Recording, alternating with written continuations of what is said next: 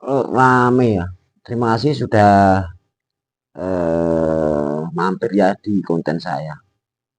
Ini eh, ngomong-ngomong ya, kita mau review tentang pemilu ini. Semakin rame yang di atas-atas itu, yang kalah-kalah, yang merasa kalah.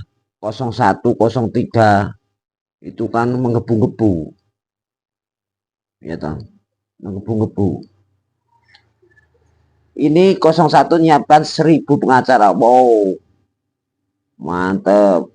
1.000 pengacara untuk apa namanya, kalau peperangan itu pakai pasukan khusus seperti itu. Nah, pakai 1.000 pengacara juga nggak semudah itu, walaupun 1 juta pengacara, 1.000 pengacara, nggak semudah itu. Semua itu fakta. Yang kubu 03 mau pakai apa namanya, saksinya dari Kapolda. Tapi yang jelas yang diomongkan Kapolda itu ya prinsipnya harus konsisten. Kalau tidak benar, Kapolda itu punya etika Polri. Kalau tidak benar proses juga. Nah, mudah-mudahan ya, ya yang dikatakan itu apa namanya, nyata itu baru. Semua pakai etika ya. Kita itu dihukum semua pakai etika, tidak waton hal-hal yang tidak fakta itu dibilang gitu. Oke, ini video selengkapnya ya untuk diliput Kompas ya ini. Ini berita-berita selengkapnya. Persiapannya kubu 02 santai saja, nggak masalah, silahkan. Itu loh yang bilang Pak Yusril, santai-santai saja, silahkan. Orang yang benar itu santai, biasalah. Kalang bilang curang itu ya, ya seperti itulah. Kalah bilang curang itu seperti apa ya. Nih. Terima kasih Anda masih menyaksikan Kompas Siang, Saudara. Babak baru pemilu 2024, terutama Pilpres, bakal dimulai pasca KPU selesai menghitung rekapitulasi pada 20 Maret. Kubu Ganjar Mahfud dan Anies Mohaimin tengah merancang gugatan Pilpres 2024 ke Mahkamah Konstitusi. Sementara kubu Prabowo Gibran tak cemas menghadapi gugatan di MK, termasuk bila tim Ganjar Mahfud menghadirkan seorang Kapolda di ruang sidang.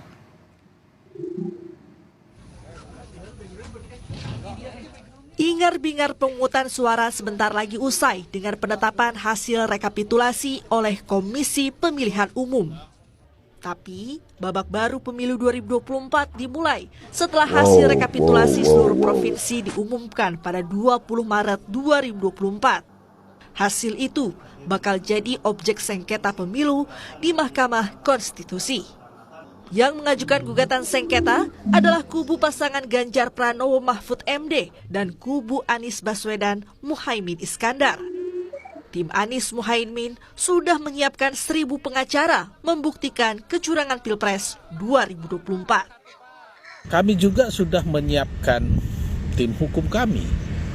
Ya, tim hukum kami nanti akan menjadi motor utamanya adalah ketua tim hukum kami, yaitu Pak Ari Yusuf Mansur ya. Beliau adalah ketua tim hukum nasional Amin, dibantu oleh wakil ketua ya. Di dalam tim itu ada Pak Julfan Hamdan Julfan ya, beliau bekas ketua MK, dan juga Santai aja bro, Refli Harun. Dan tentunya ini didukung total oleh tim hukum Anies yang beranggotakan 1.000 orang pengacara. Sementara di kubu Ganjar Mahfud tak cuma materi gugatan yang disiapkan. Bahkan seorang Kapolda yang menjadi saksi adanya kecurangan Pilpres secara terstruktur, sistematis, dan masif atau TSM.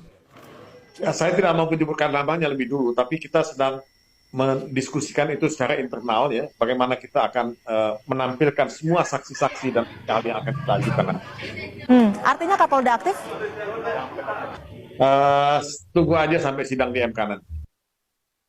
Tim sukses Prabowo Subianto Gibran Rakabuming Raka yang ikut menjadi tergugat nantinya di Mahkamah Konstitusi tak cemas.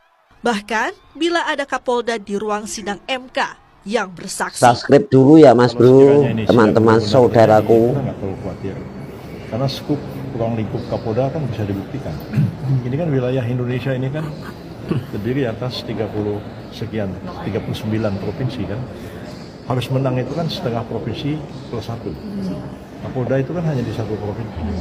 Kalau dia mengungkapkan terjadinya penipuan segala macam pengerahan massa di tempat yang dia sendiri menjadi Kapolda, apa bisa menggugurkan 39 provinsi yang lain? Kapolda yang besar, jadi Kapolda Jawa Timur. Gimana dia mengungkapkannya itu? Nah, dan bisa jadi berbalik juga kesaksiannya. Tak cuma Yusril yang santai menghadapi gugatan di MK, Kapolri Jenderal Listio Sigit Prabowo pun masih menunggu siapa sosok Kapolda yang dihadirkan tim Ganjar Mahfud. Jenderal Sigit menyatakan sang Kapolda harus punya bukti cukup.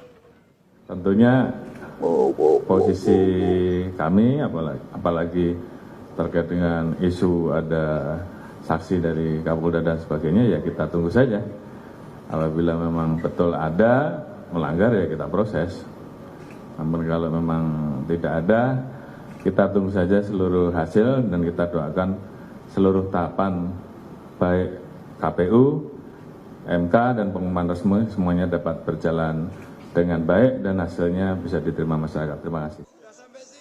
Ya, soal terstruktur, sistematis dan masif ini memang tak mudah dibuktikan.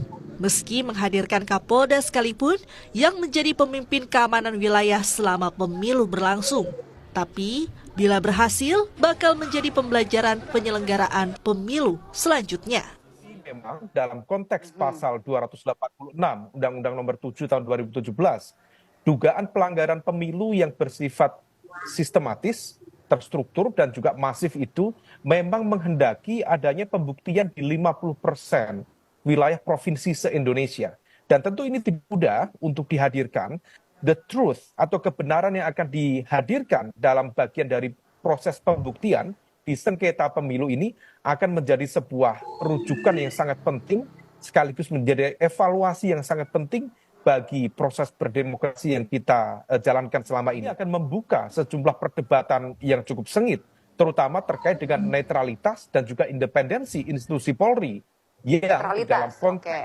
Dalam konteks berpolitik tentu ada koridor yang sudah mewajibkan TNI, Polri, termasuk juga aparat penegak hukum untuk menjaga netralitas lembaganya. Tetapi kalau misal ternyata nanti kemudian ada materi, bukti yang kemudian justru menunjukkan ketidaknetralan, ketidakindependensian lembaga-lembaga itu, tentu ini akan menjadi sebuah temuan baru. Putusan Mahkamah Konstitusi di 2019, akhirnya kemudian MK mengembalikan terkait dengan putusan TSM itu terkait dengan Pilpres kembali pada konteks Bawaslu. Nah, apakah